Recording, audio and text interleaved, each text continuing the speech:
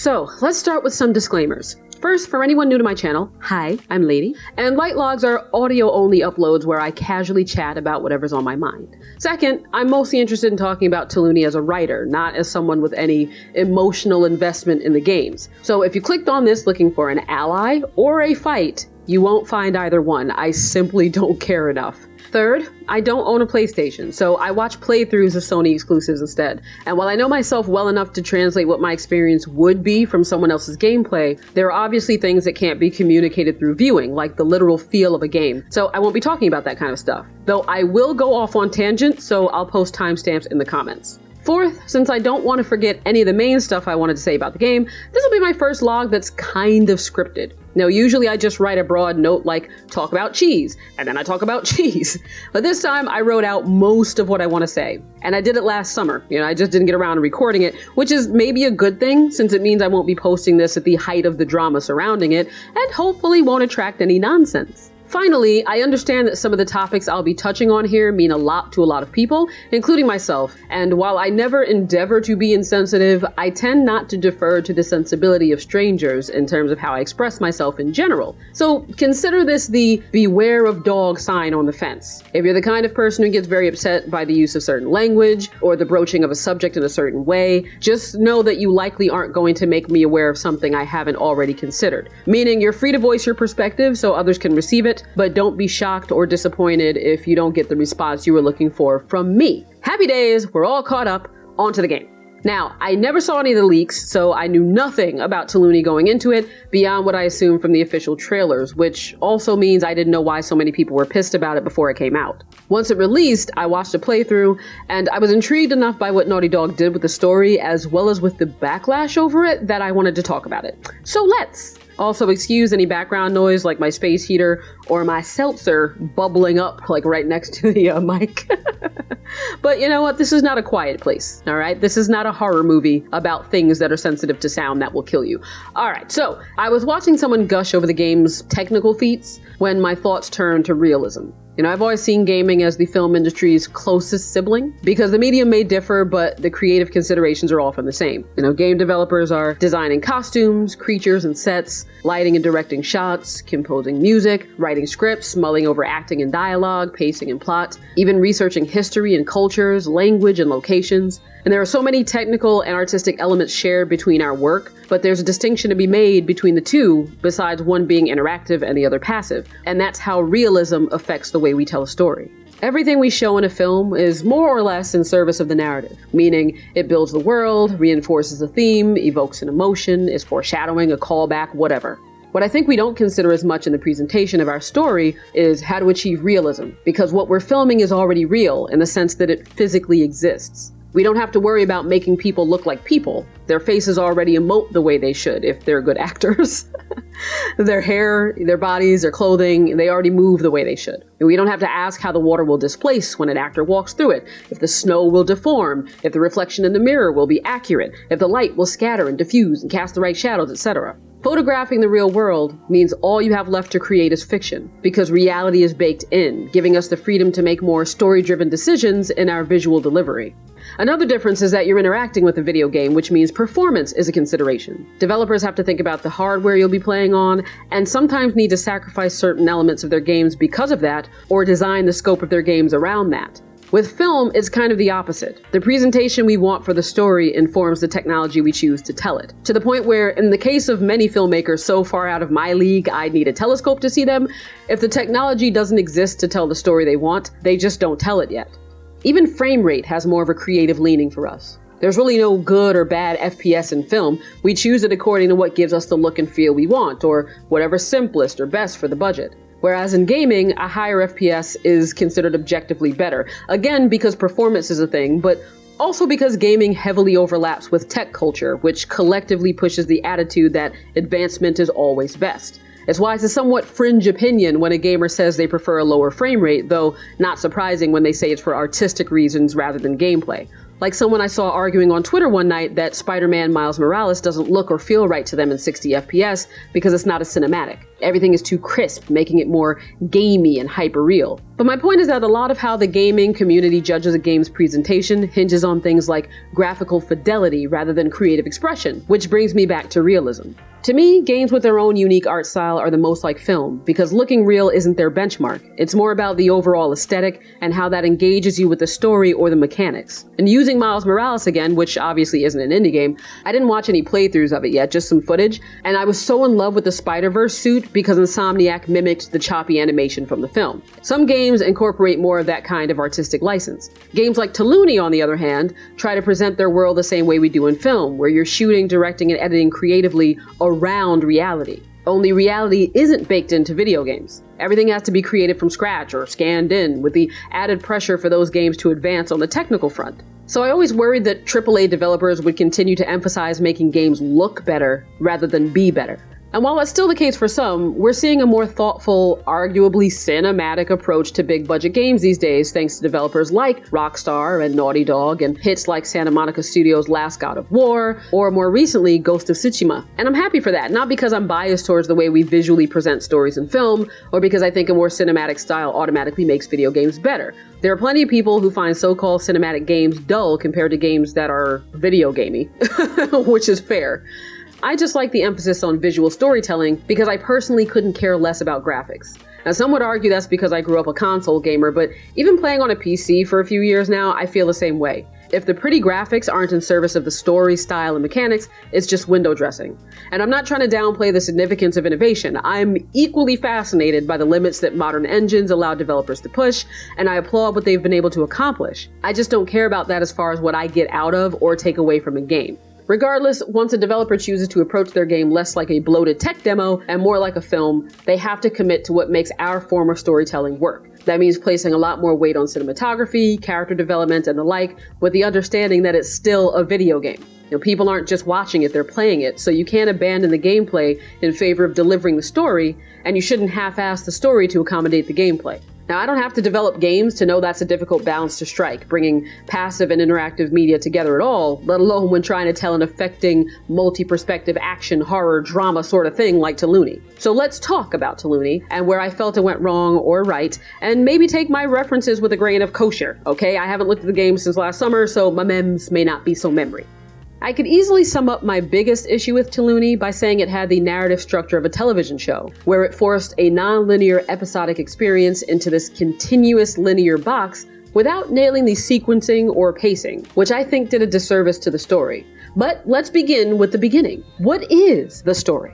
I'm guessing you know it because you're listening to this, or you don't know it and don't care about it being spoiled, you just wanted to hear what I had to say. Either way, here's a watered-down recap.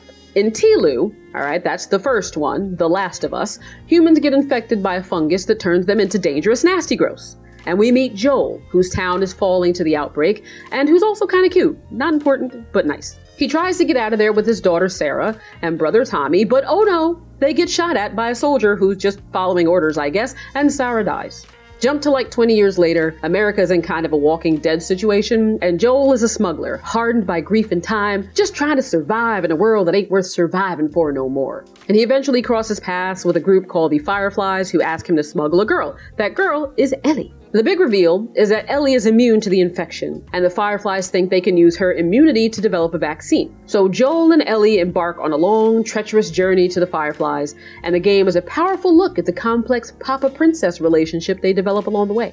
When they finally reach the Fireflies and Ellie is sedated and prepped for brain surgery, Joel finds out the procedure will likely kill her, and he's like, nah bros. So he slaughters the doctors and any other Firefly standing in his way as he breaks Ellie out. Ellie, unaware of what went down when she was snoozing on that doctor juice, asks him what happened. He lies and says, the Fireflies told me there are tons of immune people, and it didn't do them any good, so they stopped looking for a vaccine, and that's why I'm taking you home, Sugar Plum.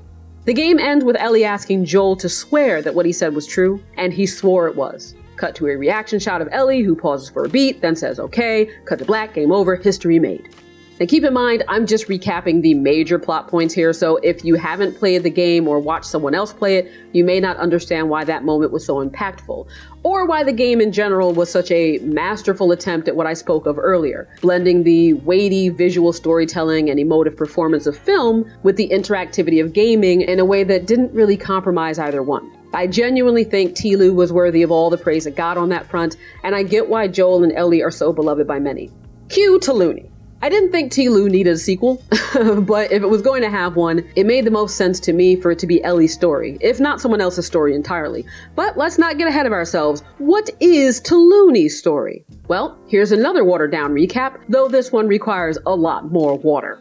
This game picks up like 4 or 5 years after the last one, where Ellie, Joel, and his brother Tommy are living it up in a cozy little settlement in Jackson, all proper-like. Joel's gone full daddy in all the best ways, and Ellie is getting her awkward teen on, but something's visibly off between them. At the same time, a new character, Abby, and some of her people, the Washington Liberation Front, aka WLF, aka Wolves, are holed up at a nearby lodge-a-magig or whatever the hell it was. And we eventually learn Abby's gunning for Joel, but we aren't told why. She sets out to find him, and in a twist of fate, Joel and Tommy get caught up saving Abby from the nasty gross while out on patrol. She brings him back to her place, one thing leads to another, and she bashes Joel's skull in with a golf club. So T-Looney follows Ellie's journey to exact revenge on Abby and her mates for killing Joel, while also exploring the story from Abby's perspective. We later find out that Abby was a Firefly, and her father was the surgeon Joel killed in the first game. Long story shorter, shit hits multiple fans, and it all builds up to the inevitable showdown between Ellie and Abby. But Ellie, gaining the upper hand, minus some fingers, chooses to spare Abby's life, and they go their separate ways. The game ends with Ellie walking off not quite into the sunset, maybe into midday, and volcanic eruptions ensued. Not in the game, in real life. Now I'm intentionally glossing over some of the emotional aspects of both games because I'm going to get to that. I just wanted you to know what happened. Now we can start digging into how and why and what did this mean, I guess. But let's get the stupid elephant in the room out of the way early. Some argued that T-Looney sucked because it tried to push a leftist agenda.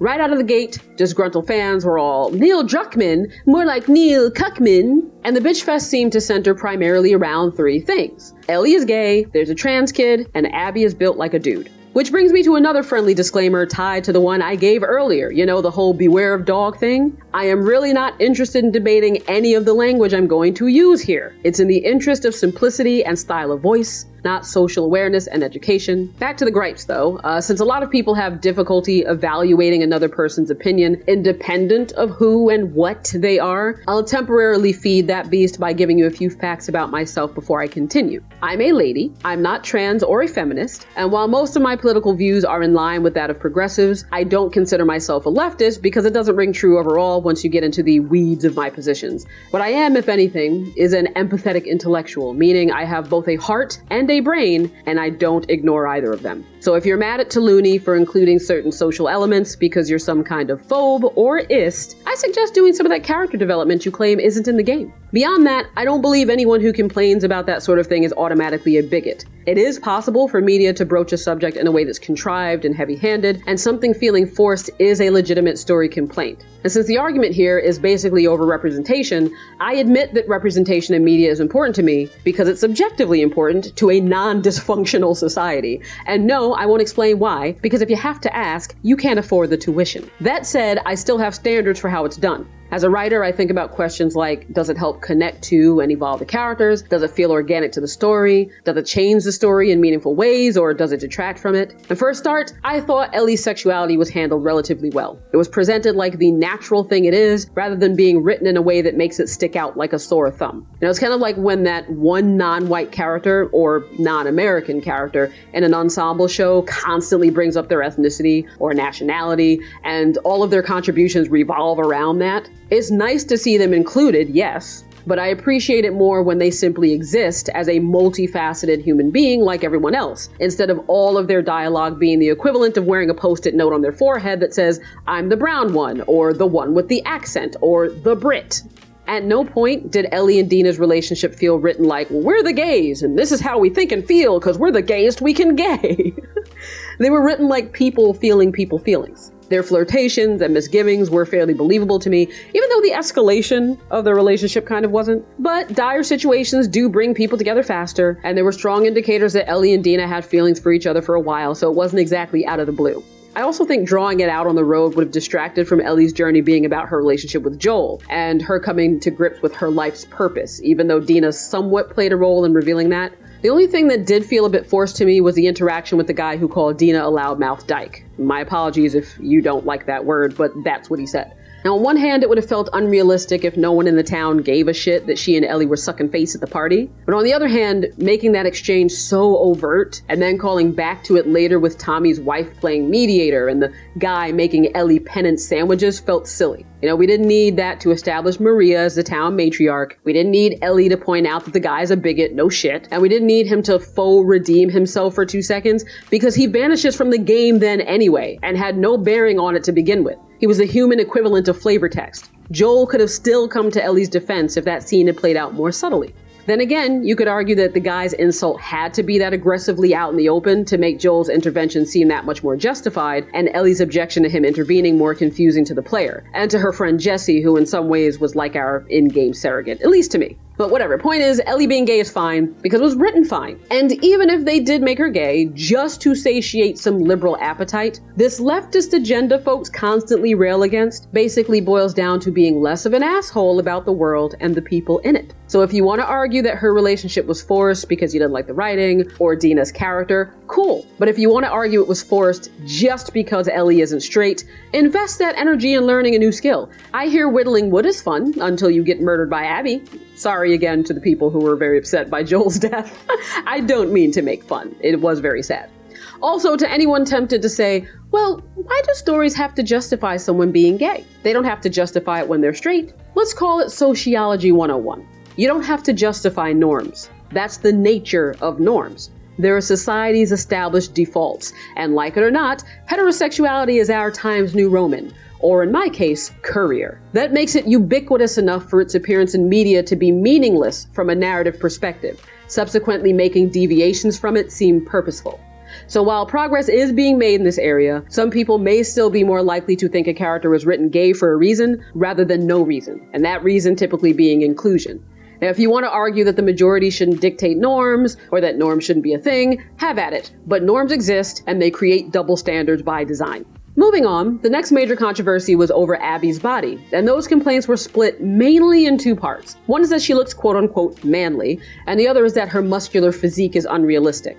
Do people tend to associate curviness with women and, by extension, femininity? Yes. Can that be problematic? Yes. I personally don't fault anyone for it because those traits are distinctly female relative to how males are typically built. That still doesn't mean every woman is shaped the same way, or that we're only valid as women if we're bursting out of our bras. That's a stupid standard to hold anyone to. And even many who consider themselves progressive and body positive feed into it in part with all their, ooh, she thick bullshit. Everyone has been putting curves on a pedestal and engaging in mindless booty worship while openly assigning more value to those who are shapelier. This thing with Abby is just a more timeless, gender-focused branch of that, where it's not that you're less deserving of attention because you aren't curvy, it's that you're less deserving of being a girl. So Abby has really small tits and a plankish muscular frame, and players, namely dudes, went apeshit over it. I say who cares, but I get it. There's that agenda again, right? Pesky lefties complaining that females are over-sexualized and their bodies are constantly objectified, so now we have to look at girls who look like boys. Abby's face was modeled after a former artist at Naughty Dog, and her body was modeled after a CrossFit athlete. Both are women who actually exist. That makes Abby's face and body woman enough for me. I also found it refreshing to pit Ellie against someone so physically different from her at the start, almost to the point where you'd fear her going up against Abby, because there's a part of you that's like, sweetie, I know what she did, but me thinks she will beat that ass. It also makes sense for Talooney to include a range of body types given its grounded take on the world. It's more believable to not have everyone look like Nathan Drake and Lara Croft. Not to mention that all the other women in the game are pretty much modeled the way they usually are, so it's silly to care that there's one whose body type goes against the grain. Now, you may say the rest of the women don't count because you don't play as them, you play as Abby. To which I point out, you also play as Ellie, who ain't exactly Jessica Rabbit. Where's all the hate that she isn't filled out like a job application? And then you may say, well, lady, it isn't because Abby's not curvy per se, it's because she's so hench. Fair enough. I still reserve the right to call bullshit on that for some, given that all across media and the web, there's a clear pattern of very muscular women being accepted as women if they also have big titties, wide hips, and a perky ass, beauty makeup, and hair flowing down their backs, while others who aren't anywhere near as muscular are trampled on as disgusting man creatures for not having those other physical traits. So it's not just about the muscles. And even giving you the benefit of the doubt that it is, I'd still argue that Abby's physique is in keeping with her character development. Similar to Bruce, that's Wayne, not Almighty, I think she's someone who felt powerless enough when confronted with the death of a parent as a child to go batshit crazy beefing up as an adult until she could punch a hole in a frisbee. It's also in keeping with the nature of the Wolves, considering one of the first establishing shots we see of their community in the game is of a fucking gym full of people lifting weights. We're introduced to their dominance by strength before we see anything to do with cultivating strategy, intelligence, and life. Basically, they're framed as predators, and Abby is implied to be one of their best soldiers. So if you want to talk about realistic, Abby being built to last, so to speak, is as real as it gets. I think Abby's body is fine. It's supported by the story, it's reflected in the gameplay with her brawler combat style. Plenty of women are actually shaped like that, including the one she's modeled after, and even if they weren't, Abby can be unique. It's a fucking video game, who cares? I don't use this cliche often because it's not always true, but in this case it really does say more about you if you're that uncomfortable with Abby's body than it does about Naughty Dog for including it. And if your defense is that you're not sexist or anything, you're just not used to seeing that kind of body on a woman, congratulations, you just made a case for representation, wink. But what about the other part of the complaint where dudes were screeching that she can't be that muscular because she's a girl unless she's taking steroids, so how dare you lie, you SJWs, you lie!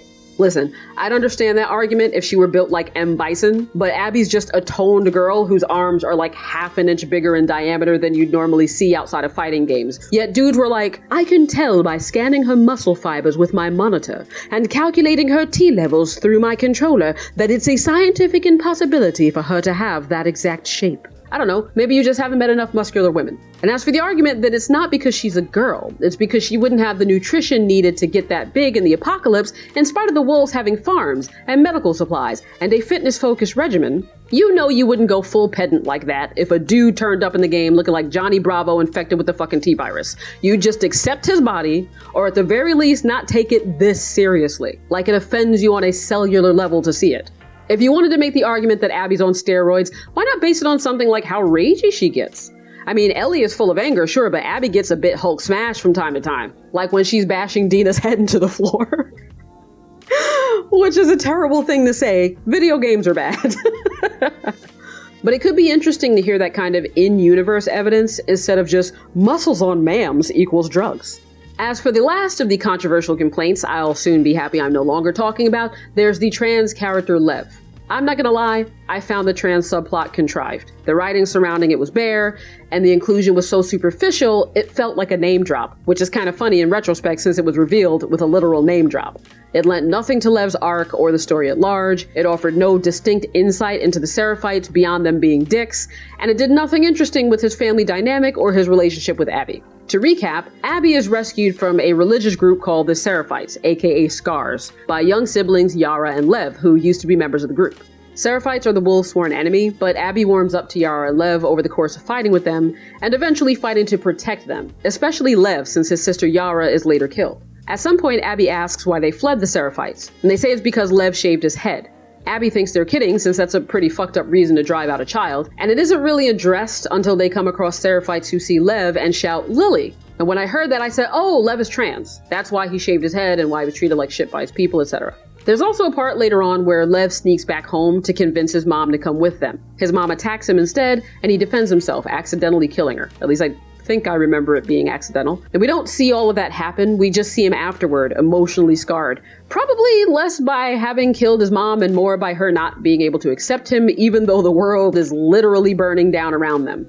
I love how that scene was portrayed, and I was fine with Lev's character in general. He offered insight into the Seraphites, both by explaining their teachings and through his lack of knowledge of the wider world. But making him trans added nothing except representation, which as a writer, again, I think is fine if you don't call attention to it, treating it like an incidental fact, like, oh, this character happens to be trans, because, you know, people are that sometimes. If you make it a focal point, though, I think it should be explored in a way that speaks to the bigger story, or at least to the character's arc and how their relationship develops with others. I didn't feel like that happened here on the surface, so the inclusion rang hollow to me. And with the main character being gay, it did start to feel like they were just trying to tick boxes. Once you're in that frame of mind, I can see you becoming more sensitive to anything else in the game that could be interpreted as woke. Like, of course Dina's a Jew who has to bring up the Holocaust, and of course none of the slaves the traders held captive appeared to be black. What's next? Ellie reading a book to Dina's baby about why capitalism sucks? It can get annoying, even if you're not a bad person, because fatigue is a thing. When people say they're sick and tired of hearing about the pandemic, for example, it doesn't mean they're evil monsters who don't care about what's going on and those affected by it. It means they're mentally and emotionally exhausted and need a break from all the doom and gloom, and that's okay. Some people feel that way about socio-political conflict too. It's not that they don't care about the issues being raised, it's that they feel like they're being inundated with it every second and they just want a break. I think that's okay too, even if their frustration is in no way comparable to that of those suffering from those issues. Not that I need to give an example, but universal healthcare is my top priority as far as changes I think my country needs to make, with better wages, labor, and financial reform at a close second, and I push for it and support those who push for it when I can. As important as healthcare is to me academically and personally, do you think I don't still roll my eyes when I see people force it into every conversation? Like you tweet out, "Hubby and I got a new grill today, excited to try it," and someone replies, "Hope you don't get burned and go bankrupt over the medical bills because our healthcare system is a joke." Yeah, we know. Also, they're talking about grilling burgers. Shut the fuck up. It's okay to not make your issues everyone's issue all the time. That said, there's a fat, juicy line between being annoyed by writing that you feel deprives you of your temporary escape from society's pressures and ills, and foaming at the mouth over something like inclusion to the point where you send the developers death threats. So I may be a broken record here, but if you're mad that Lev is trans just because he's trans, you're what I call super mega fucking stoops. I just think it was a narrative weak point and a missed opportunity to do something more engaging with the character. But he still could have been trans, but there just could have been something more interesting going on there. Anyway, those are my thoughts on the more off-color complaints about Deluni. Ellie being gay, fine. Abby's body, fine. Lev being trans, a little cheap, maybe. Could have done more. I could address other things, like Lev's character being compared to the token ethnic companion a la Short Round, or how I kinda laughed, not haha, at the black male Seraphite Abby traded blows with, who was borderline invincible, as if we don't already have enough depictions of black dudes as violent forces with superhuman strength that feel no pain. But I'm not interested right now. I only talked about the above because it dominated the discourse so much when the game released, and for the first few months thereafter, that it would have been disingenuous of me to skirt around it on purpose just to make this log less controversial. Controversy is my middle name. It's British. Now, the most frequent gripes I saw about the story were that Joel's death was unbefitting of him, the story didn't make any sense, the characters didn't act like themselves, the new characters weren't developed, it was dumb that Ellie didn't kill Abby, the themes are bad, and the game contradicts them anyway, Basically, there's a lot to tackle, so let's just pick something and go with it, I guess. How about Joel's death? I figured he'd die in Deluni or already be dead when it started, because it was clear from the trailers that Ellie was the focus of the game, and there was a loneliness in the shots that hinted at Joel being gone. Given the plot and the relationship dynamics the first game already covered, I think they were limited in ways they could keep Joel in and still have it be Ellie's journey rather than a rehash, so I wasn't surprised by his death at all. I also wasn't surprised it happened early on, because traditional narrative structure kind of required him gone by the end of the first act to kick things off. Everything else surrounding it is obviously subjective. Like I said, Abby went looking for Joel, and you're playing as her when she gets overrun by a horde of nasty gross. And no, I won't call them the infected, they're nasty and gross. And while you're running from them, one is gonna get you, but Joel appears and shoots it, saving your life. And there's a whole sequence of you escaping the horde with Joel and Tommy as Abby until they reach a point where Tommy and Joel are arguing about what to do because they won't make it all the way back to Jackson and they also won't survive if they stay put and blah blah blah. Abby says her people are nearby and they can go there. When they get there, everything is fine until Joel says his name. Everyone tenses up. Joel's like, "Weird. Y'all are acting like you know us." And Abby's like, "Yeah, 'cause we do, you dick face," and shoots him in the leg. So Joel asks Abby who they are, and she says, "Guess." He looks around for a moment, finally saying to give him whatever speech she rehearsed and get on with it. I'm still on the fence about whether I think Joel said that because he guessed they were fireflies and knew that anyone tied to that part of his past would understandably obsess over finding him and what they'd say when they did, or if he said that because he crossed so many people that it didn't matter who they were, they all had a speech. Either way, Abby gets upset, grabs the golf club and says, "You stupid old man, you don't get to rush this," and beats him with it. Okay. Let's take stock a bit before going further. And another reminder, I'm talking about all of this mainly from a writer's point of view, so I already guessed most of what happened before it was revealed. It's like gamer instinct. How did you know a boss battle was coming? Well, you just knew because you're familiar with the signs. You're fluent in the language of gaming. And the same way in the first scene of the game that showed Abby talking to Owen about how he might be in Jackson, my writer instinct told me they meant Joel. It would have been odd for new characters to be introduced looking for other new characters, and the most important he's are Tommy and Joel. I lean towards Joel because, again, with it being Ellie's story, he had to be sidelined in some significant way, which meant there'd be conflict centered around him. My instinct told me that conflict would tie back to the Fireflies because the game literally opens with Joel confessing what he did back in Tilu, setting that up as the catalyst for the inciting incident here. Things were noticeably rocky between Joel and Ellie too, and what happened in the first game is the most obvious reason things would have fallen apart between them. So I knew there would be conflict with Joel over what he did to the Fireflies. Abby's introduction was a clear setup for conflict. Boom, she must be a Firefly. That same opening scene with Tommy also told me Joel was going to die. People tend to unburden themselves at the end of their life, so confessions are often used to foreshadow a character's death. Are you still with me? Good. Even though I already suspected Abby and Co were Fireflies, it was really confirmed for me when I saw how pissed they all were at Joel considering he didn't know any of them.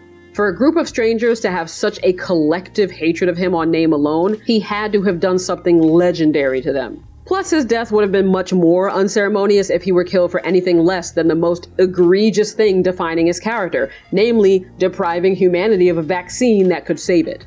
Speaking of which, I refuse to acknowledge any story arguments based on the real-world science of how fungus and vaccines work. I don't care. Suspension of disbelief is a thing for a reason. So, all of these things combined were a pretty good indication that the past would come back to haunt Joel in this game in a bad way.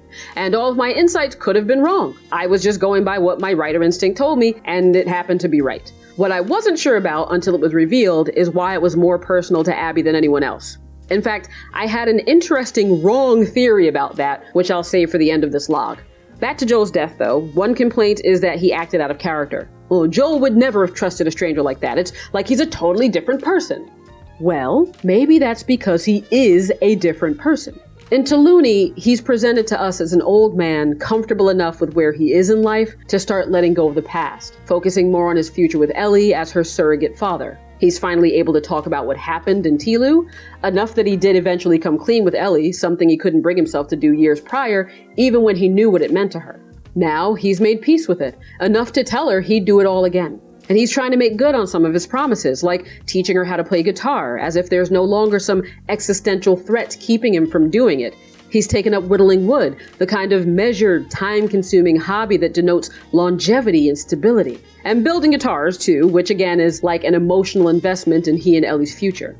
There's a point when Ellie asks Tommy why he and Joel always take this patrol that includes some lodge, and Tommy basically says it's because it's comfy with a nice view. So even within the context of their patrols, there's a sense of guards being let down for the sake of taking in life as it is for them now, and all the creature comforts that come with it.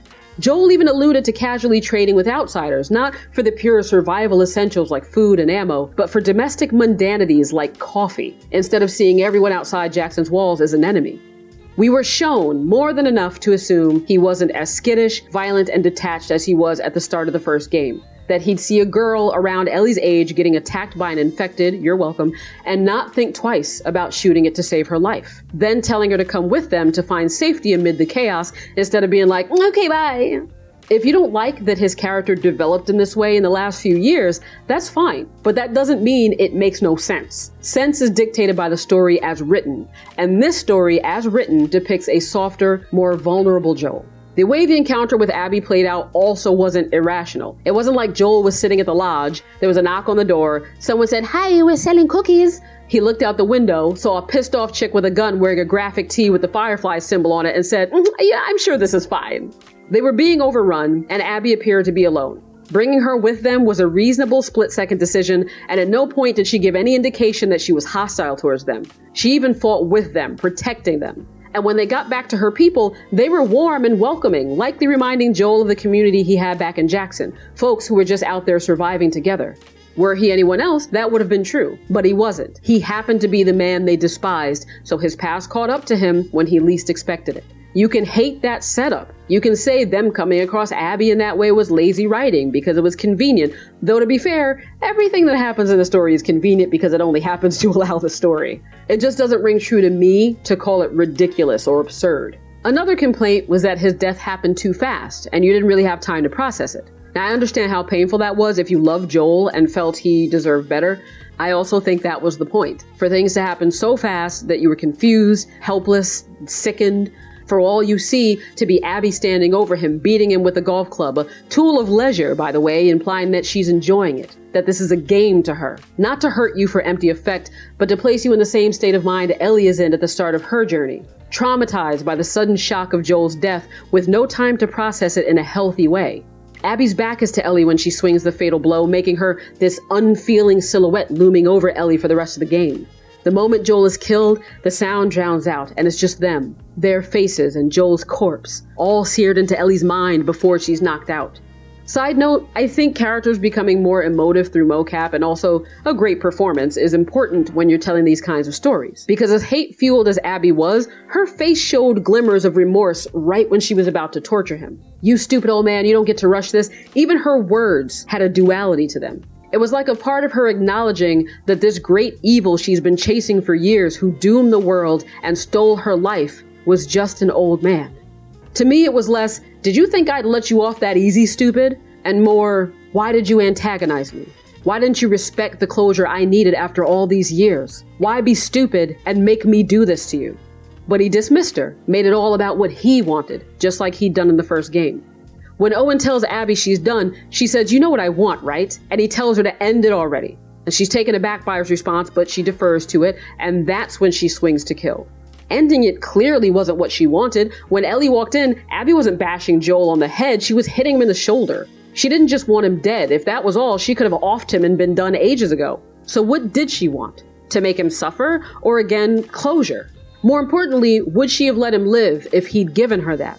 If, when Joel asks who they are, she'd said, "I was a Firefly, and my father was a surgeon you killed," would Joel have been as defiant? Was Abby, in her own damaged way, trying to give Joel a chance to give her a reason not to kill him by talking to him at all? Now, I get it. Some of you listening right now hate Abby so fucking much you don't give a shit what she was thinking or feeling, but I do, because I care about the writing and characterization. So this is just food for thought. Eat it or don't. Something that popped up a lot around Taluni was ludonarrative dissonance. Now, I don't like to assume people know what things are, so a narrative is basically a story and the telling of it, sometimes as if it were being narrated, but not necessarily. Ludology is a study of games. It has the same Latin root as one of my favorite jams, ludum dare. Ludonarrative smushes those two things together, gameplay and story. Dissonance is like the opposite of harmony, or the tension that results from a lack of it. It's clashing instead of vibing. So, ludonarrative dissonance is when there's a clash between the gameplay and the story. For example, some gamers argue that Taluni's story is trying to teach us that wanton violence for revenge is wrong, while the gameplay rewards you for that violence. Or that the story is trying to depict characters as good, while the gameplay has them doing bad. What I'll say is that unlike most games where any dissonance is just a quiet consequence of trying to make the game more fun, Taluni puts it center stage. Only it isn't the story clashing with the gameplay, it's you. Meaning, I think they crafted a narrative that pulls the gamer out of the character. Most games want you to feel like and identify with the protagonist. And Taluni said, "Fuck that noise." And with Abby, you felt separate from her because she killed someone you love. The dissonance was the discomfort that came from reconciling your hatred of her with the fact that you now have to keep her alive and make nice with her friends and watch her as a child saving a zebra with her daddy, ew. With Ellie, you felt separate from her because she took her need for revenge too far. The dissonance was the inner turmoil of increasingly wanting Ellie to let go before it destroys her, while having to push her forward towards that destruction. And can it really be called ludonarrative dissonance when the gameplay and story work together so purposefully well to create it? I don't think so. And I understand that a lot of players didn't want to feel that way. You just wanted to enjoy a stroll down memory lane with characters you loved and waited years to see again. I don't fault you for wanting that, and the game gave you tiny bits of it, but it also unapologetically made you hate it in a way that made me love it. But what about the ending? Was it dumb that Ellie didn't kill Abby? Honestly, I'm good with it either way, because there are things I'd both like and not like about either outcome. Not killing Abby meant Ellie's sacrificing of herself and others for revenge didn't get rewarded, though it was kind of that cliche of ending the cycle of violence. It was also a bit cliche for the tables to seemingly be turned, with Abby now beaten down and begging for her loved one's life, in this case Lev, while Ellie loomed over her, determined and enraged. But it could also be seen as their tables aligning, because they had the same emotional journey. Granted, it was maybe in reverse, with Ellie growing more ruthless and blind to what she was giving up for her bloodlust, and Abby growing more compassionate and forgiving. It's still meaningful to me that they ended up in the same place. Broken on a beach, a place that reminds us that cycles still inevitably lead to change, like the cycle of the tide is guaranteed to alter the shape of the shore. That's why a part of me doesn't care if Ellie killed Abby or not, because her tide had already come in and swept everything away. It happened when Joel died. It also happened when Joel saved her life, but let's not get that philosophical about it, okay? It's whatever, and this is going to be long enough. But the question I think players are really asking isn't if Ellie should have killed Abby. It's whether or not it was fair that Abby got to live. And that depends on how you measure fairness. Some players were upset that they pushed through hours of being made to feel like shit and didn't even get the emotional payoff of strangling the life out of her character. It's a video game. Your experience with it matters. And if you didn't get what you wanted in spite of all the sacrifices you made as the player, and what you wanted was to stomp Abby into oblivion, then Ellie letting Abby live wasn't fair to you. In terms of the story, though, how would you measure the fairness of letting Abby live?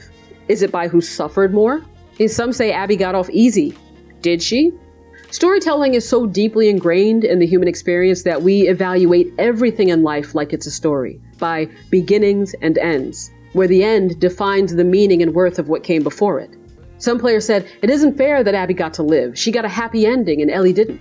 What ending are you talking about? The only thing that ended was their conflict, which their lives were no longer defined by at that point anyway. Abby had already moved on from it, and Ellie chose in that moment to move on from it. Their loss didn't end. Them living in a fucking apocalypse surrounded by nasty gross didn't end. And yes, an image of Abby's boat near Santa Manta Bobanta suggests that she and Lev made it to the new home of the Fireflies. So, Abby's pursuit of revenge and her newfound empathy for two Seraphites were catalysts in the death of members of her group. She betrayed the wolves and former Fireflies. You think she's just going to stroll in with a Seraphite kid and no one there will know or ever find out who she is and what happened? Her past is likely to catch up with her just like Joel's. And you can't call it a happy ending just because Abby's alive. Ellie is also alive because Abby let her live twice. Was that a happy ending for Ellie? You also can't say Abby got off easy. They both lost their dads and their friends. And I remember there was a flashback that showed Ellie finding the Firefly symbol on a wall with the word liars written under it. And I don't know if it was explained, but I read it as even more fallout from what Joel did. People were counting on the Fireflies for a vaccine. They promised the people hope. And when that didn't happen, they were likely discredited as a faction, which may be why they split up and got absorbed into other groups over time like the Wolves. And since everything with Joel smuggling Ellie to them was kept under wraps in the first place, maybe when it came out in the aftermath it sounded like a dog ate my homework. Only even less believable, because at least dogs will chew paper. Who in their right mind would kidnap the only person immune to the infection and kill the only doctor who can create a vaccine for it, as far as they knew? A smuggler named Joel likely became a myth to anyone who didn't live through it. And imagine leftovers like Abby living with that. Her entire community being seen as failures to humanity, forced to slink away into obscurity because of one man who also murdered her pops. That probably sucked. Meanwhile, Ellie was living it up with Joel that entire time. But Joel died before Ellie got a chance to forgive him.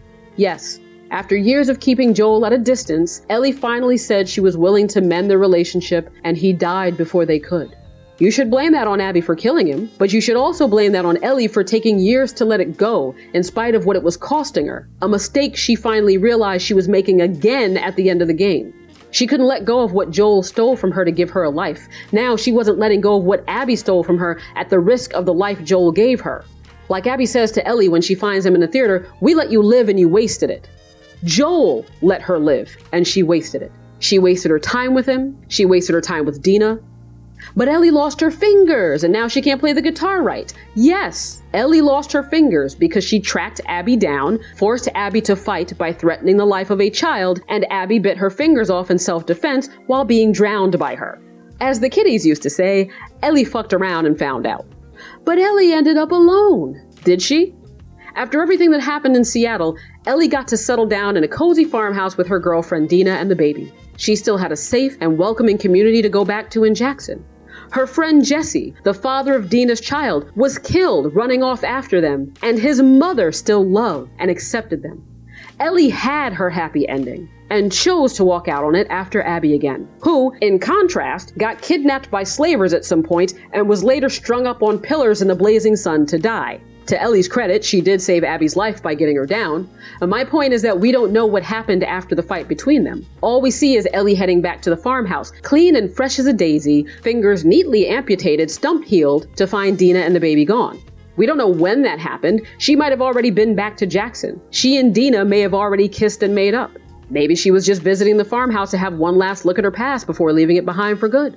Her PTSD also seemed to improve since she started seeing happy flashes of Joel instead of horrific bloody ones. If anything, Ellie got off easy. Or maybe neither of them did because both of their lives were fucking terrible. So, let's wrap this up with my theory. Now, I had rattled off some things I knew before the game revealed them because of my writer instincts, and my writer instincts are almost never wrong. For the record, they told me Ellie wasn't going to kill Abby, so maybe that's an argument for why she should have done it, because it would have at least surprised me. Horn tooting aside, though, I was wrong about one thing.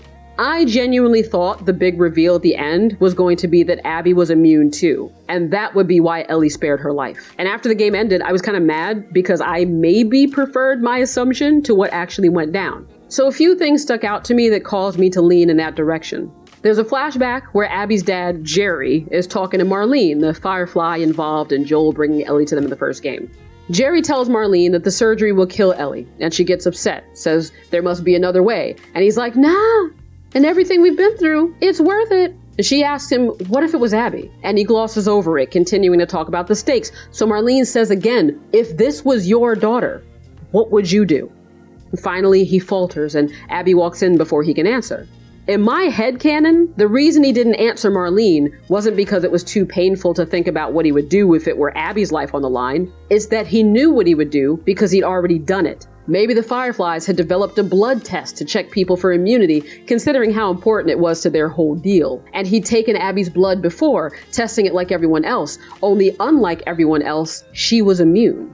And he chose to hide it from everyone, including her, because she's his daughter, forever carrying that guilt with him, desperate to find someone else who's immune to relieve him of that burden.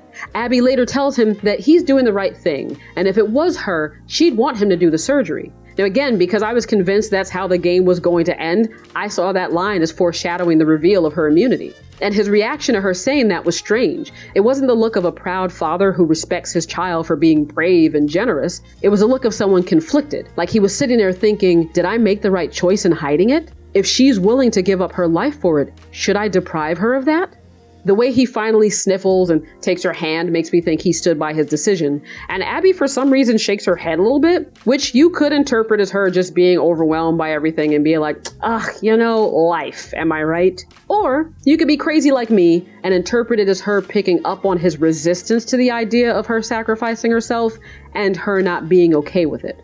To me, that would have strengthened the parallels the game drew between their groups. Jerry and Joel, two fathers facing the same inner conflict and ultimately making the same choice, that they'd rather someone else die than lose their child. Abby and Ellie, two girls who would have given their lives for humanity and unknowingly had that choice taken from them by their fathers.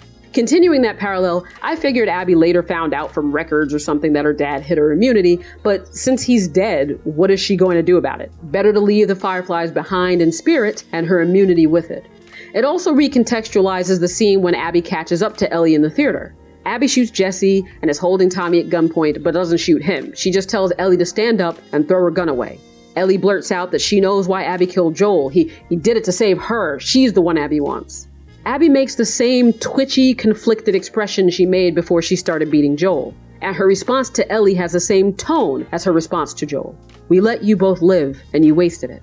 In my version, Abby said that because she understood firsthand the weight of living with immunity, knowing how many people have died because others let the two of them live. How many more they have to watch die around them, friends, lovers, all being ripped away by an infection they don't have to fear, one they could maybe have another chance to stop down the road. The least they can do is live that life instead of throwing it away. I don't know, I'm just saying that scene would have landed harder with me than it did as written if, like, my headcanon was actually true. Then there was the part where Ellie and Joel found a letter from some kids who ran away from Jackson and got overrun by a horde. Ellie lamented that they weren't immune and confronts Joel about what happened in the first game. She says, "You told me there were dozens of people like me." And he lies again, says that's what the Fireflies told him. And she says, "I've never met another immune person, have you?" And there's this look in her eyes like she's praying for him to say yes. But he says, "They could be hiding it. You do."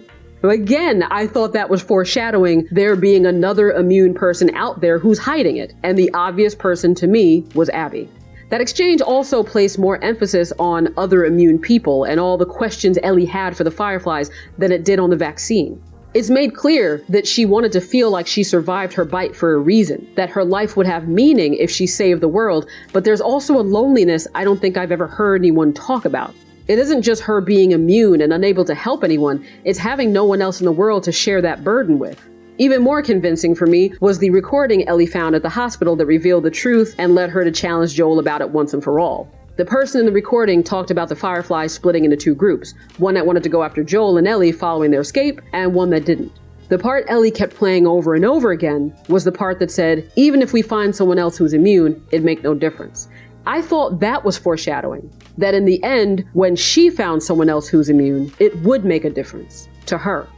Imagine Ellie's final fight with Abby, her with years of survivor's guilt and a lack of purpose, how powerless she feels that she can't pass it on to anyone else, as illustrated by her preemptively telling Dina that she can't. Imagine her living with all of that for so long, just waiting for her turn to die, a thing she said in the first game when telling Joel about how she watched her infected friends go one by one.